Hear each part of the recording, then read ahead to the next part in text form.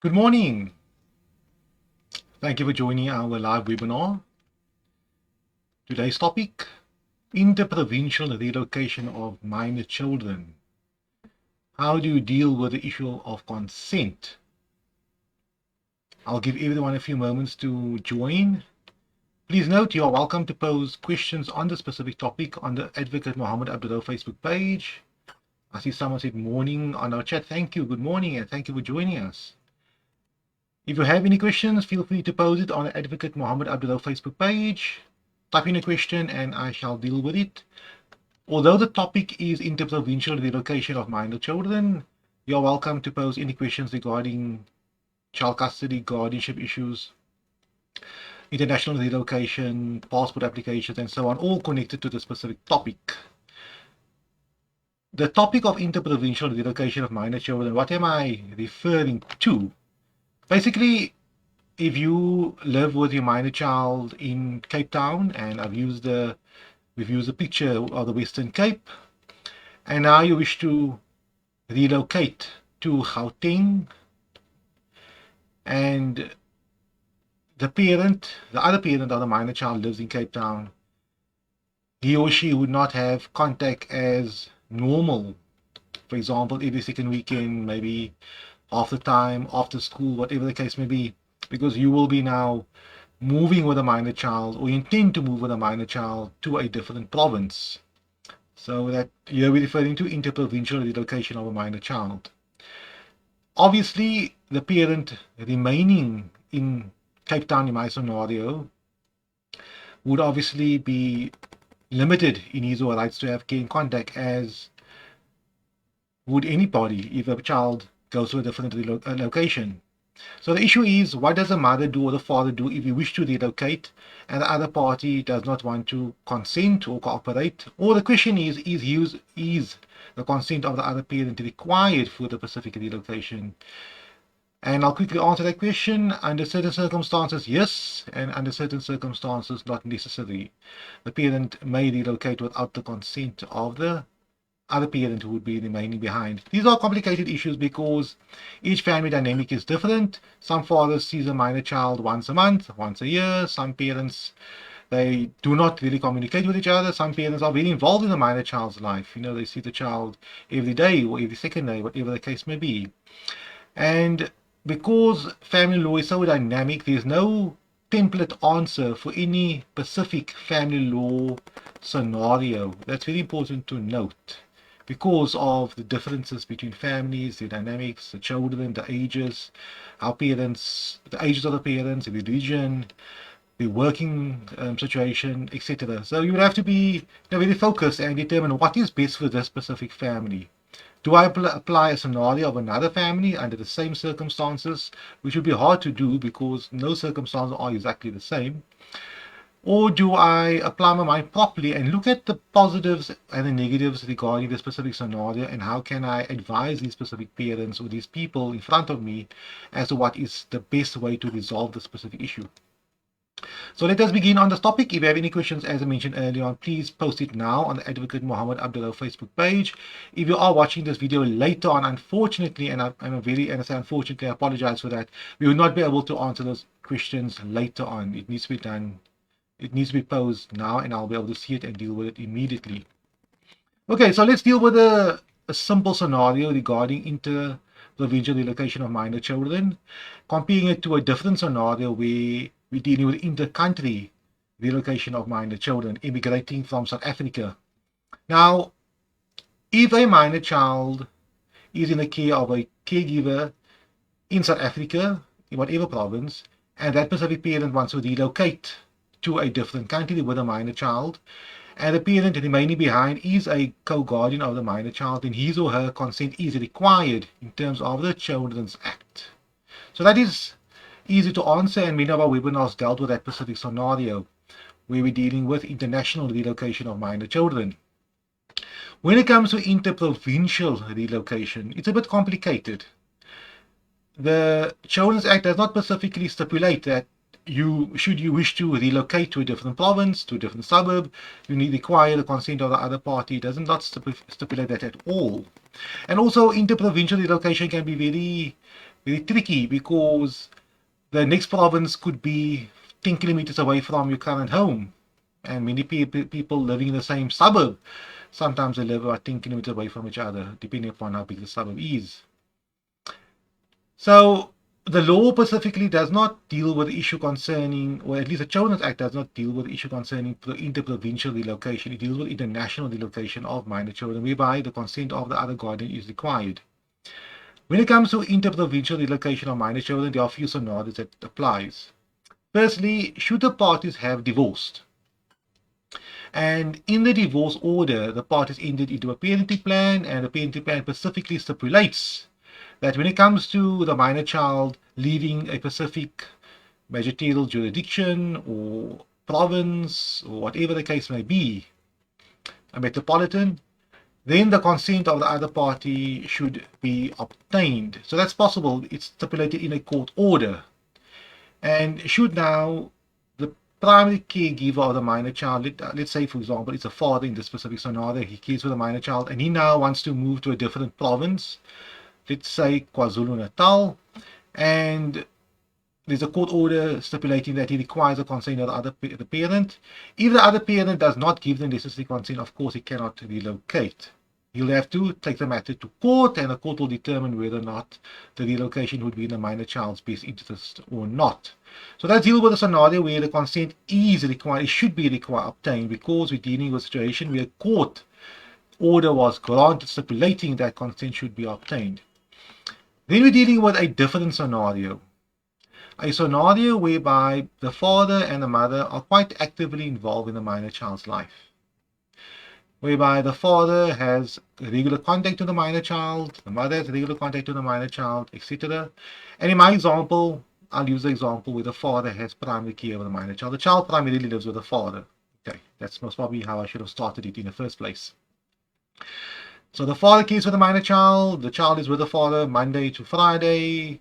Every second weekend, the child is with the mother, and half school holidays is shared equally. School holidays are shared equally, half. So that's fine, but the father is the one that deals with the day-to-day things regarding the minor child, like school, homework, assignments, dealing with the school teachers, etc. And the other parent sees the minor child maybe in the afternoons and on weekends. Now, the father in my scenario wants to relocate to another province. Let's say this is a few thousand kilometers away from Cape Town to KwaZulu-Natal because of work purposes, etc.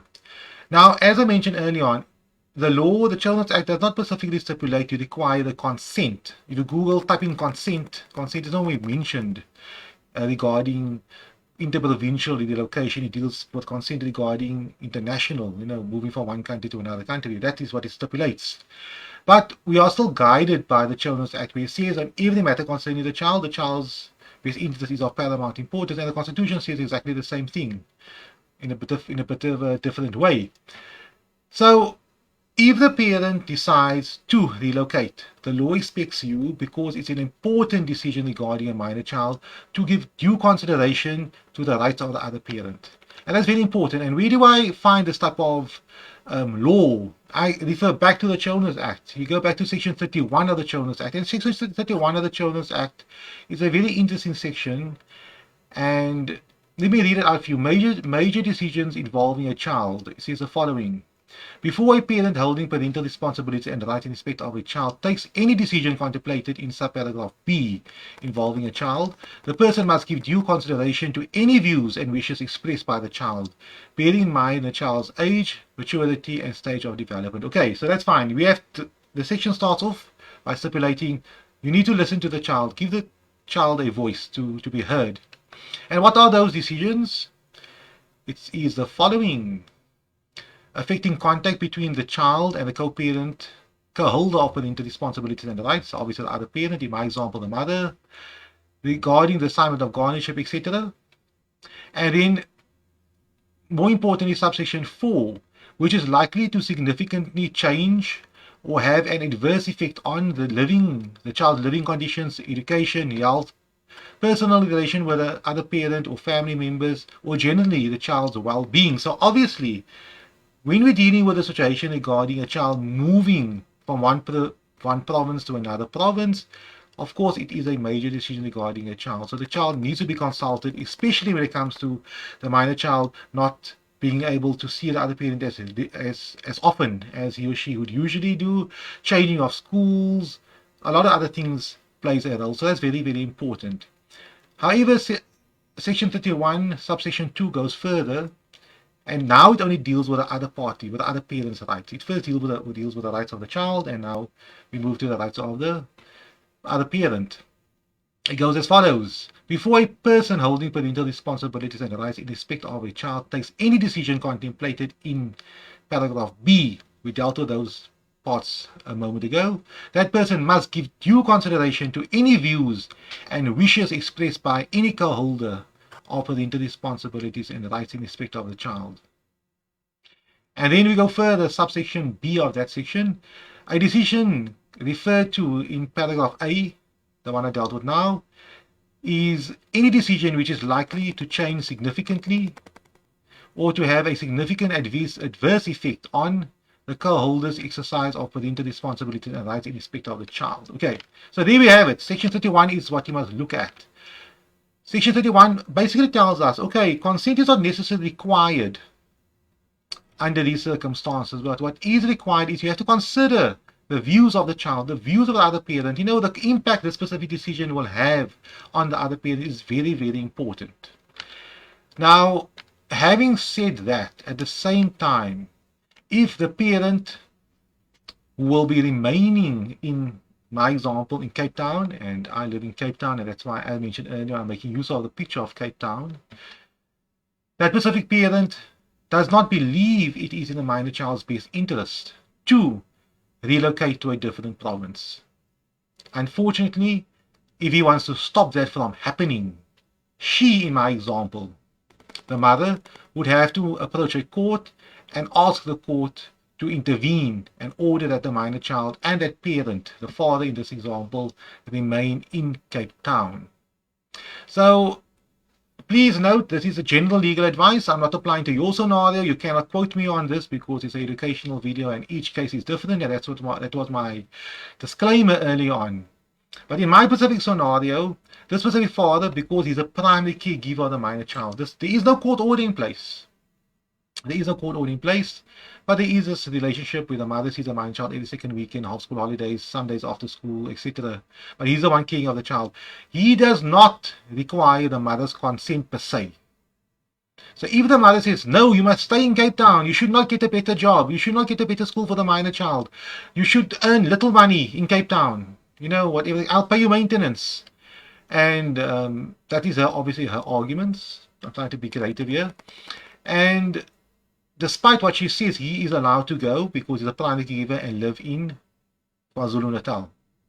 She cannot protest. She cannot tell him how to live his life and how the child should be cared for and what circumstances the child should be raised because he's a primary caregiver. But if she believes that it will not be in the minor child's best interest to relocate, maybe because the schools are not that good, the child is rooted here, she has friends here, or family is here, etc. And or she stipulates that, you know, it's the middle of the school year, I do not think it's a good idea for the minor child to relocate now, and I can care for the minor child in any event. And the father can go to KwaZulu-Natal and he can, you know, pursue his employment, his career, which is he has a right to do.